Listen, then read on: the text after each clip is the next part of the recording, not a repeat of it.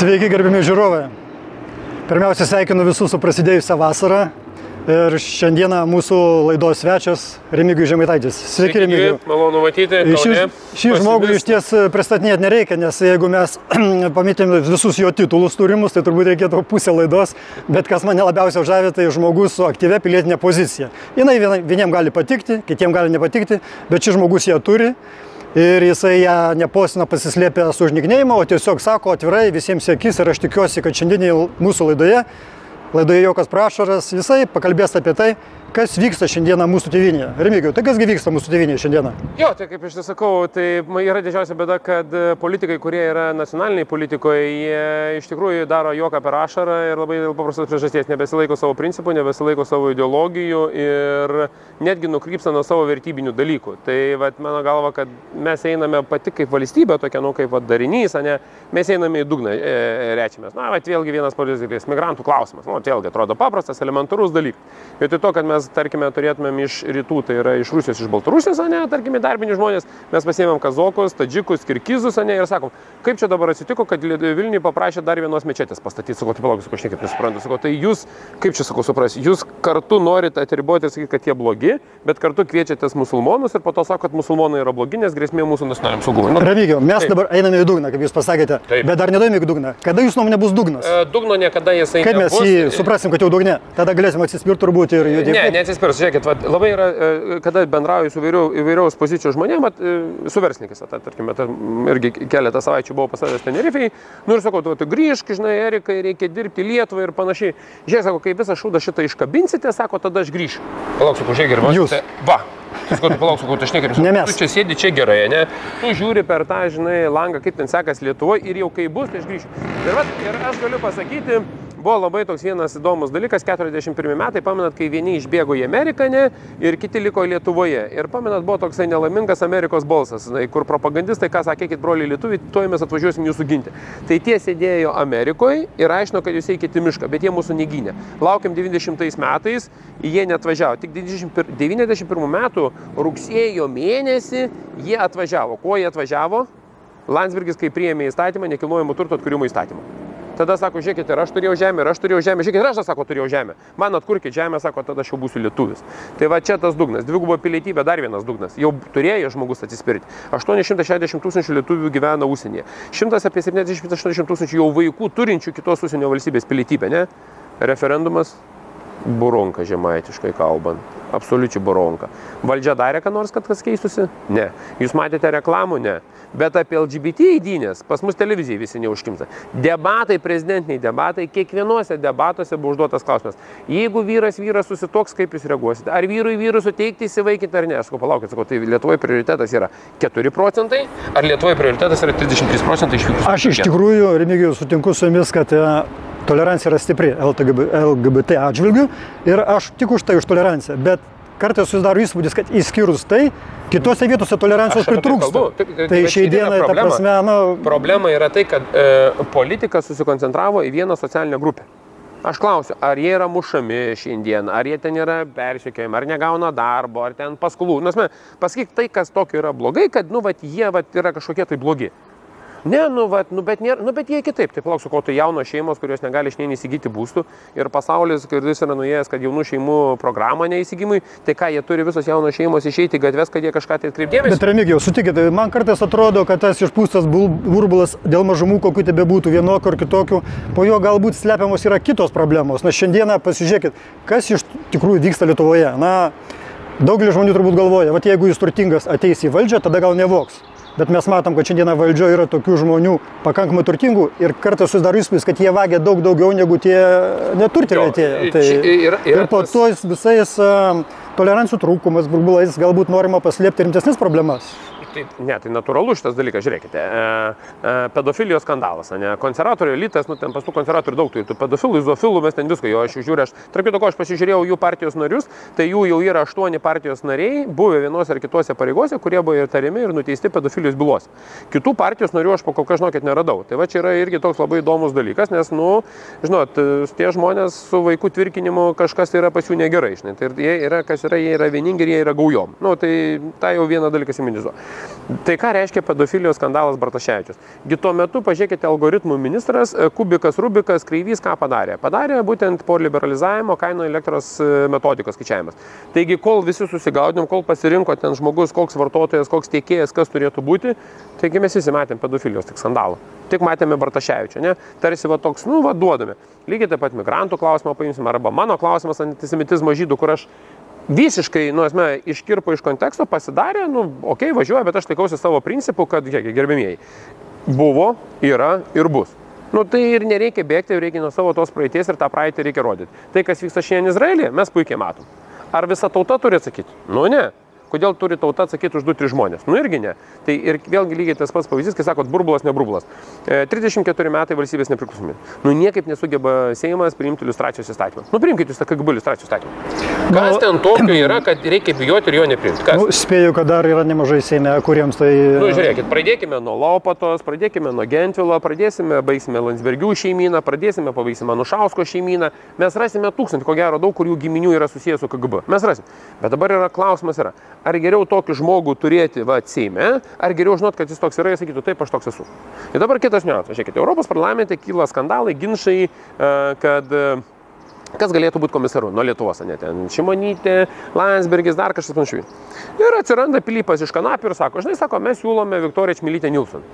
Nu, man blogai nesusiausia. Tai jeigu Europos parlamente dabar vyksta kratos dėl įtakos KGB ir FSB įtakos Europos parlamente priiminėm sprendimam, taigi Viktorijos Čmilytės tėvas, Viktoras Šmilivanovič, KGB leitenantas, įrašytas KGB rezervų sąraše. Tai Remigijų, vaikai iš tėvus neatsako. O dabar aš žiūrėkit toks klausimą. Jeigu jinai neatsako, aš irgi pritariu, ką tu sakai. Viskas tvarkoj. O kodėl jinai, kai būdama Seimo pirmininkė 4 metus, neatnešė iliustracijos įstatymą? Kaip tu sakai, juokas prašaras. Juokas prašaras. Jai nereikia bijoti. Jinai pripažino, kad jos tėvukas buvo KGB atsargos. Viskas. Aš puikiai suprantu, aš nesmerkiu, Nu, bet jeigu jau tu nebebijai nieko, ane, nu, tai tu neširegistruoji. Lygiai taip pat su tais komunistais. Kam čia tos komunistus reikia persikėti pas mumis? Vargšas Nausėda buvo komunistas, jis neuždeklaravo, neužrašė, bet neįstojo. Tukime Seimo narių Šveplių ministrą, tą Kęstutį Masiulį turim. Nu, buvo divančik žmogus, nu. Jis didžiausias komunisto statytojas buvo. O Lopato didžiausias. Ar tai yra blogai? Manau, kad čia iš principo nėra pagrindinė Lietuvos problema, nes aš pats nuvažiuodamas į gimtinę į Šilutę, matau, kad pirmoji eilėje klebonų ranką bučiuoja tas, kur surašinėjo, kas į bažnyčią eina sovietiniais laikais. Ašgi atsimenu dar, yra gyvų žmonių. Noriu vardinti dar vieną, kur šventą raštą skaito, jinai tikybos mokytoja buvo, o tarybiniais laikais būtent jinai buvo viena aktyviausių. Bet aš manau, kad tai irgi, tai yra tos tokios, nu, jos problemėlės, bet tai yra daugiau gal sąžinės reikalas. Bet kažkaip tas mažas problemėlės, kur jos nukreipia nuo kitų problemų. Taip. Ir mes tada kažkur kitur kuičiamės ir mes kitos problemos, mes tarsi, nu, jos net ir nematom, jos net ir nežinom. Ne, nu, va čia yra problema. Jūs nesenai buvote dar Seimo narys, aš nežinau, teko girdėti ar ne, nes aš asmeniškai dokumento nematęs, bet bent jau iš viešoje erdvėje pasigirdusių pasisakymų, kad naujas krašto apsaugos ministras bando prastumti kinietiškų variklių panaudojimą lietuviškose dronuose. Tai jeigu tai yra tiesa, tada aš nesuprantu, kas vyksta iš viso, nes kinai paskelbti mūsų priešais. Ta prasme, nuo jų reikia bėgti, bijoti. Kaune negalime statyti kamerų kinietiškų. Ir staiga mes dėsime varikliukus į mūsų gynybos pramonę. Jau negalima, konservatoriai galima. Ar jūs, žiūrėkit. Ar tai tiesa, pirmiausia? Kalbos, kad tokios yra, nes žiūrėkit, Vidaus reikalų ministerija iš ES struktūrinių fondų nupirko dronų, nupirko termovizorių būtent su Baltarusijos ir kiniškom komponentam. Tai yra faktas. Nu, tai yra faktas, mes nepaneigsim. Aplinkos ministerija, aplinkos apsaugos agentūrai, darbuotojai dirbančiams gyvojoje gamtoj nupirko kokius termovizorius? Lygiai tokius pačius su baltarusiškom sudėtiniam dalim. Informacijos nešėjai perdavėjai dabar turbūt yra ne ką didesni už adatos galvutę. Tai jo, bet žiūrėkit, bet yra niuansas. Bet, pavyzdžiui, mes esam Kaune ten. Matijošaitis geras, blogas, jūs spręskit, kaip šiandien mūsų reikalas. Čia jūs sprendžiate, ne? Jį kalė ir kalė dėl tų krabų. Kalė ir kalė ir kalė, ne? Nu, bet žiūrėkit, mes turim Garsų pasaulis, kuris mums gamina pasus. Garsų pasaulis laimi konkursus, Baltarusija irgi gamina visus pasus. Aš klausiu, kad tai čia, jūs kaip čia, nenorit nieko. Tai jeigu tu taikai vienodas visas sankcijams, ką tu darai kaip premjeras arba prezidentas, įsikvieti, sakai, žiūrėkit, Garsų pasaulį. Von lauk iš Lietuvos, mes nuperkam jūsų įrangą, kiek jūs norit už tą jūsų minimalią kainą buhalterinę ir pati valstybė gamina pasus. O kodėl turi gaminti? Tiesiog, tai yra išimtinis vienas produktas. Jeigu vanduo turi būti Kauno vandenų, Šilmos ane ūkiai buvo išnuomoti, dalis mes susigražinom, tai yra valstybės turtas. pasas gauminimas atiduodam įmonėms. Selektyvus teisingumas Lietuvoje. Kaip su to kovoti reikia? Tai kovoti turi pati visuomenė ir valstybė. Na, dabar žiūrėkit. Didžiausias, kaip čia, visuomenininkas, ne, toks prietranka Johmanas, kaip aš jį vadinu, Ohmanas, kur yra, ne, nu, tai man iš vis nesuvokiamas žmogus, kas jis yra. Jis LRT pas Pumbrickaitę laidoj pasako, kad tie, kurie nekelia Lietuvos valstybinės vėliavos, tai yra vatnikai, kremliniai ir jie niekam tikė, ne. Jis pasako. Jis smerkia Lietuvą, žemina Lietuvą ir panašiai. Jam nieko. Žmogelis rajone pas manęs pasako... Suprašau, galima pridėti, kad būtų aiškiau žiūrovams, kad tai, kai jis pasakė, Ohmanas dar nebaisiausia, nes vienas Seimo narys, buvęs ir trejetuke geriausių Lietuvos žmonių, pasakė, ką ir kada šaudyti ir už ką reikia. Nieko nereikia. Arūnas Valinskas, Seimo pirmininkas, pasakė, pradėkime šaudyti po vieną Lenką, pradedant nuo Valdemaro Tomaševskio. Ar jis buvo išmestas iš Seimo? Jis nebuvo. Jis dabar prezidentūrai kviečiamas į visokias nominacijas, visose laiduose dalyvauja. Žemaitaitis pacitavo, pasakė skaičiuoklę, kur pats Šilutiškis puikiai žinai, vaikystėje jinai buvo pilnu pajėgumu. Nu, aš padėjau mandatą, išėjau į Seimo, nu, visai. Jam nieko. Šurajevas iš Koliojo išdeda iš šuns, Šimonytės patarėjas išdeda iš šuns visus mumis, ne? Kaimynui sako, atneš peilį, nes noriu tą kaimyną pripjauti. Jis gauna 15 eurų baudą. Tai kaip išgyvendinta selektyvų teisingumą, nes tai, ką dabar sakot, pats išėjot iš Seimo, bet kai kurios žmonės ir pasodina už tai, o kai kurios paleidžia už daug didesnius dalykus. Tai, tai yra Baltkepo fondas 40 milijonų, mato, ten Šimonytės dideli pinigai yra konservatoriai nunešti, tai ten, kuris dabar prisipažins, kad pralošė jų pinigus, nu tai kaip pripažins, kai pralošė, tai šimtis, tai čia pas jūs kyšių buvo, nu nebus, ne. Visuomenė, valstybė turi suvokti kaip žmogus, kaip darinys, kad jis turi eiti rinkimus. Ir vat, jums yra geras pavyzdys, vat, Europos parlamento rinkimai, net ten birželio 9 dieną vyksta Europos parlamento rinkimai. Aktyvumas 27-28%. Nu tai dabar jūs man atsakykite, mes įsirenkam lūzerius, mes turėjom 5 metus lūzerius, kurie Seime buvo, Europos parlamente buvo patys mažiausiai aktyviausi, patys mažiausiai aktyvumo. Patys mažiausiai aktyvumo. Net Juknevičienė ir Kubilius yra žemiau už visus kitus Europos parlamento narius. Ir jos toliau renka. Ir kas įdomiausia, mes akmenį jums. Jūsų Kaunas toliau sėkmingai tuos konservatorius renka. Nu, tai aš klausiu kauniečių, tai ar jūsų nėra tiek sąmonės, jūsų yra virš 200 000 žmonių, kurie turi teisę, balsavimo teisę ir gali būti aktyvūs pilietiški, jūs leidžiate kropelėje ateiti ten 10, 20, 30 tūkstančių konservatorių fanatikams, juos įsirinkti 2 durnius, 3 durnius. Jūs mažylį išrinko čia. Jūs jau cirkus krečiat kauniečiai. Nu, ne tik mes ir Šustauskam, žinote, buvom išrinkę. Šustauskas, tai čia jau aš bairius jo linksmas, jisai pavaišino, pavadino. Tai čia gal irgi taip pat, ta prasme, ir Visvaldą už bairius. Irgi galima, bet aš paimam, tarkim, mažylį. Nu, intelektualai turi balsuoti ne už konservatorius, taip sako, ne, runkeliai balsuoja už visus kitus, o jie intelektualai. Žmogus pasiėmė kopiją akto ir sako, žiūrėk, hebra, čia originalas. Ir durniams bando įtikinti, kad jis yra originalas. Jis kopijų, tokių kopijų 1000 yra pridaryta, kaip aš pavyzdžiui sakau. Jis sako, žiūrėkit, matai, kokį darbą atliko. Bet ką darbą atliko, jūs nei vieną nesupranta, kad MG Baltikas, Mockus, mineraliniai vandenys, LNK grupė specialiai įkūrė milijono tada tą fondą, kas surasta tikrą aktą signatarą, ne? Ką tai atsireiškia? Kad nukreipti dėmesį nuo kitų, tada tu jį pastatai pas konservatorių sąraše ir kaip sako, viskas nuostabu ir gerai. Lygiai taip pat buvo su Maldeikienė. Taigi Maldeikienė buvo sukurtas grynas projektas, malė šūdo nuo ryto iki vakaro, malė aš gaudu, kas ten su jie vyksta, aš niekaip nesuprantu. Suprantu, kad kažkieno yra projektas, bet niekaip ir neišrišau, kieno tas yra projektas. Nu žiūrėkit, kuom pasibaigė su Maldeikienė. Tik tapo Europos parlamento nare, antrą dieną jinai sako, labą dieną, aš ateinu pas konservatorius ir konservatorių partijos narėto. Maldeikių kasūnų padaro konservatorių partijos. Tai reiškia sėkmingas projektas. Sėkmingai projektas. Tai kas čia dėlioja? Vietiniai dėlioja? Dalis vietiniai, dalis amerikonai dėlioja, nu supraskite, žiūrėkite, rusai turi įtakos ir amerikonai turi įtakos, nu natūralu. Didžiosios valstybės nori turėti savo vergus, kurie paspaudus mygtuką vergai dirbtų. Nu, jis yra, taip yra. Pavyzdžiui, Landsbergiai, aiškiai, priklausomi yra nuo Kremliaus. Nu, tai čia, nemanau, nežinau, čia verta ginčytis, nesiginčytis. Senis Landsbergis bijo Kremliaus, kaip dievė padėjo kažko. Tai, na, žiūrėk, KGB jo byla archyvinė visai išplėšyta, lapų daug trūksta, komandiruotės ir panašiai. Bet Anukas šiaip daro, kas labiau patinka Jungtinės Amerikos valstybėms. Anukas, va čia didžiausia klaida dar, aš kadangi versle dirbu. Anukas daro tai, ko reikia Putinui. Reikia Putinui parodyti, kad lietuviai yra fašistai nacistai. Žiūrėkit, ką jisai daro. Sugalvojo kokį dalyką, sako, reikia uždrausti rusams įvažiuoti rusiškais automobiliais. Jis paėmė durnius automobilius, susuko, tarsi automobilis grėsmė valstybei. Tada Putinas su savo Sebejeva ir Kabėjevom tom visom paima tą sprendimą ir rodo.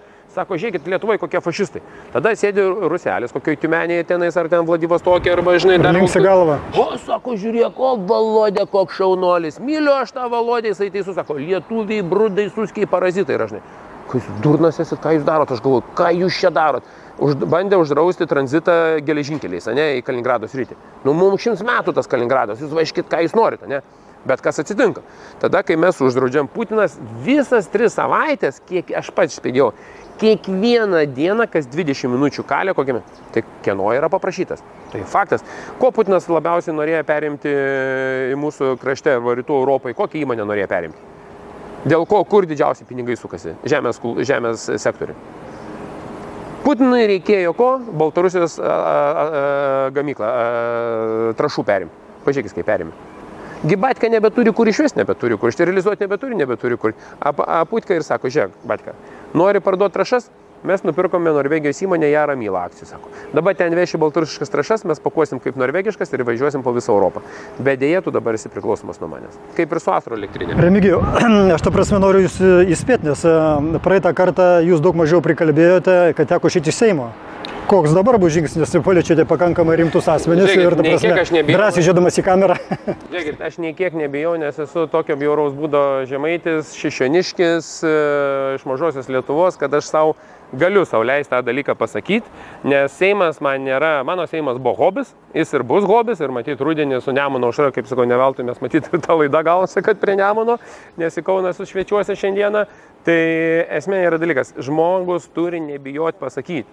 Jeigu žmogus tik bijo pasakyti ir gyvena priespaudoje, yra viskas, mes turime vargų valstybę.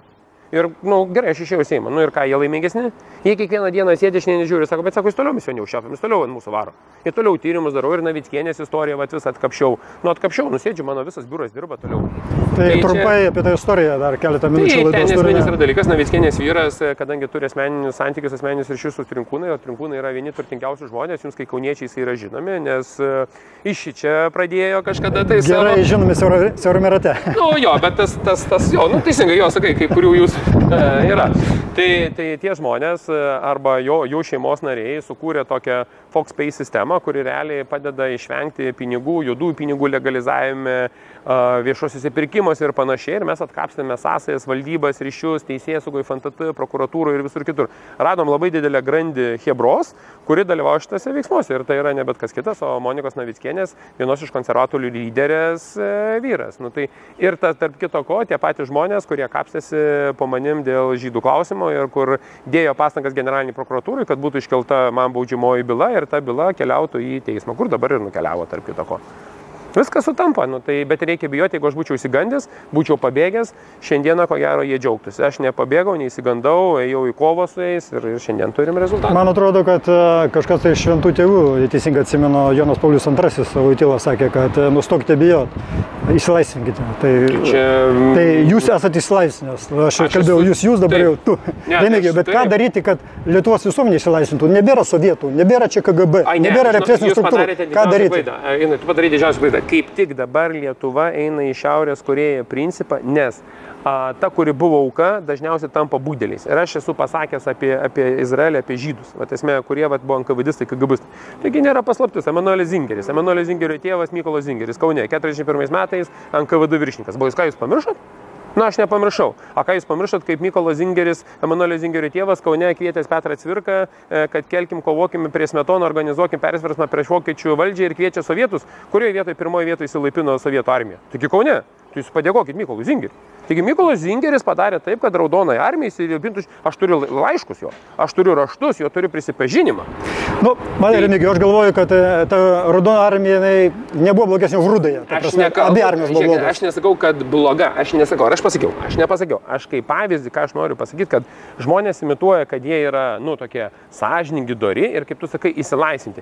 Jeigu Kauno akademikai, Kauno visuomenė, Kauno elitas pradėtų apie tai kalbėti, savivaldybė skirtų finansavimą, atliktų ten mokslinius tyrimus, istorinius tyrimus, tada žmogus jau, sako, žiūrėk, ir jis kalba, ir meras kalba, ir jis tada įgyja teisę irgi kalbėti, jis pradeda nebijoti. Mes turim pradėti nuo šito pačios mažiausios grandies. Jeigu mažiausia grandis nefunkcionuoja, nedarys, aš jums tą, kad sakau, 10 metų lietuvėlė nebus, turėsit jūs Šiaurės Korėją, kada kiekvienas turėsit, kaip pasakau, grubiai polustą, ir kiekvienas žinosit tos socialinius bolus. Remigijau, ne jūs, mes. Mes, jo. Aš tikiuosi, kad tu nemigruosi. Ne, aš tai tikrai ne, kol kas nebent mane kur čia Gapšyrą uždarė kažkur, tai nebent ten mane mane išsiųs pasidėti metelius kitus. Nu. Aš nuoširdžiai tikiuosi, kad kaip Gapšį paties neuždarys už kažko tai kurstymą ir aš tikiuosi, kad mes susitiksime sekančio laidoje, nes aš manau, kad žiūrovam tikrai buvo labai įdomu. Ir jeigu kažkas turėsite klausimų, tai galite skambinti man, aš perduosiu klausimus Remigijui ir sekančio laidoje mes tikrai pasikalbėsim. O dabar mūsų laida jau eina į pabaigą. Tai nuoširdžiai dėkoju Remigijui, kad atvykai čia. Malonu pabendrauti. Ir labai trumpas patarimas, ilgam laiko neturime. Ką daryti, kad mes įsilaistumėm ir kartu galėtum kurti, nebijodami tą geresnę Lietuvos visuomenę, kad nereikėtų galvoti, kur ir svarbiausia, nuo ko pabėgti. Pakilkim nuo sofų, pereikim pirmą savo miestą, savo rajoną, savo seniūniją, pasižiūrėkime, kas yra blogai ir parašykim seniūnai. Nedega apšvietimas, nenupjauta žolė, nukritęs šaligatvis, ne vietoj mašina pastatyta. Pradėkit nuo šito dalyko ir pamatysit, kaip viskas keisis. Aš tikiuosi visi išgirdote Remigijaus patarimus. Dar kartą ačiū Remigijui už tai, kad atėjote čia. Dėkui Jums. Kad žiūrėjote mūsų laidą Juokas Pašaras, kam patiko, spauskit patiko ir prenumeruokite mūsų kanalą. Iki sekančių susitikimų eteryje.